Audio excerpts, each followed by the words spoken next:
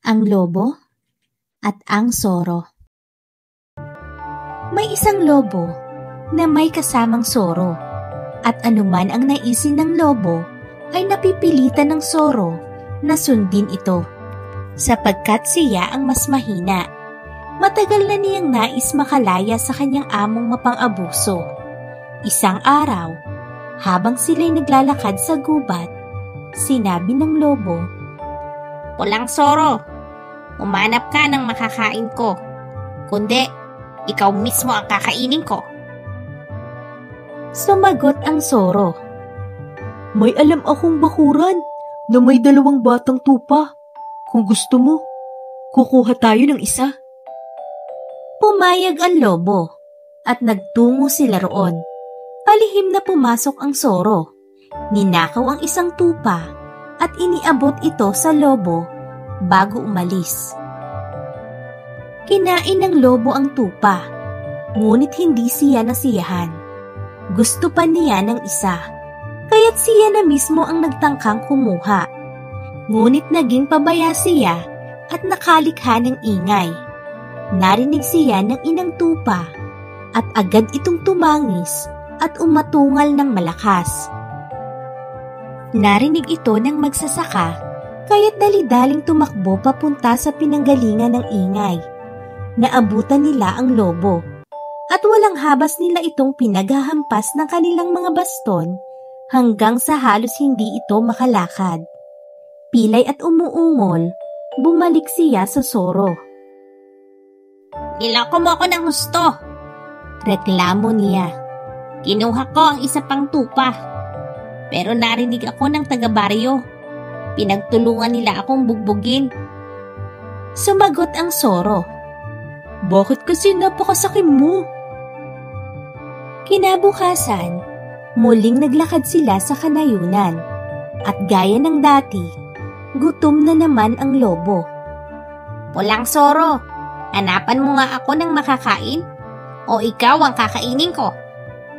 Sagot ng soro, "May alam akong bahay, kung saan ang may bahay ay nagluluto ng mga hotcake ngayong gabi. Maaari tayong kumuha." Nagpunta sila roon at palihim na umikot ang soro sa bahay. Sumilip-silip at naamoy kung saan nakalagay ang mga hotcake. Kumuha siya ng 6 at ibinigay sa lobo. "Ayan, may makakain ka na," aniya, at agad siyang umalis. Pagkakain ng lobo sa 6 na hotcake, agad siyang nabitin. "Nakakabitin ito," sabi niya, kaya't bumalik siya sa bahay at tinangkang kunin ang buong pinggan. Sa kanyang kaguluhan, nahulog ang pinggan at nabasag. Sa lakas ng ingay, lumabas ang babae at pagkakita sa lobo, agad siyang tumawag ng tulong. Nagdatingan ang mga tao at muli nilang pinaghahampas ang lobo hanggang sa halos madurog ang kanyang katawan. Pilay at humahagulgol na naman na bumalik siya sa soro sa gubat. "Napakasama mo talaga sa akin," sigaw niya. "Nahuli ako ng mga tao at pinagtulungan na naman akong bugbugin." Sumagot ang soro, Bakit kasi napakasakim mo?" Sa 3 araw, muli silang magkasama. Halos hindi na makalakad ang lobo dahil sa tinamong pilay. Ngunit muli pa rin siyang nag-utos. "Pulang soro, hanapan mo ako ng makakain o ikaw ang kakainin ko." Sagot ng soro, "May alam akong tao na nagkakatay lang ng mga hayop. Ang kanyang mga karne ay nasa imbakan sa ilalim ng bahay. Doon tayo kukuha." Sabi ng lobo, "Sasamahan mo ko para kung mahuli ako, matulungan mo akong makatakas." "Oo naman." Sagot ng soro, at itinuro niya ang mga tagong daan hanggang sa makarating sila sa silong. Tunay ngang maraming karne roon.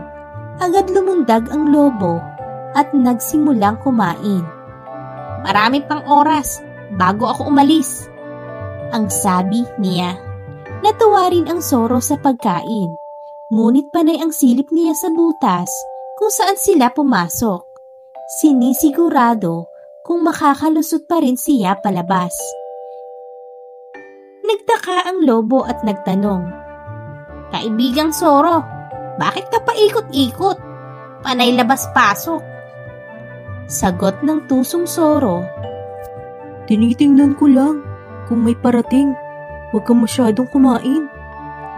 Pero sabi ng lobo, Hindi ako titigil hanggat hindi ubos ang karne. Samantala, narinig ng may-ari ang mga kaluskus ng Zorro at bumaba sa imbakan. Pagkakita ng Zorro sa kanya, agad siyang tumalon palabas ng butas at tumakbo palayo. Sinubukang sumunod ng lobo, pero sobrang busog na siya na hindi siya makalusot sa butas. Na-stuck siya roon. Dumating ang magsasaka, may dalang pamalo at pinukpok siya ng pinukpok hanggang sa mamatay. Samantala ang Zorro ay tumakbo pabalik sa gubat. Masayang masaya na, sa wakas ay nakalaya na siya sa matakaw at mapang-abusong lobo. Thank you for watching. Please subscribe.